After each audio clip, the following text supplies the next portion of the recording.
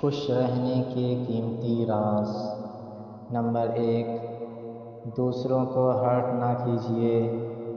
دوسروں کے جذبات دل کا قیمتی چیزوں کی طرح احساس اور احتیاط کیجیے۔ نمبر 2، فرصت کو ہرگز ضائع نہ کریں، اس کو خوب استعمال میں لائیں۔ عافیت مانگیں اور اس پر شکر گزار ہوں۔ نمبر 3، دوسروں کو عزت دیں، یہ واپس آپ کے پاس آئے گی۔ حقداروں کو حق دیں، مہمان کی عزت کریں، غیبت نہ کریں۔ نمبر 4، جب ممکن ہو طلوع ہوتے اور ڈھلتے سورج کا نظارہ دیکھیے، اللہ سے باتیں کریں۔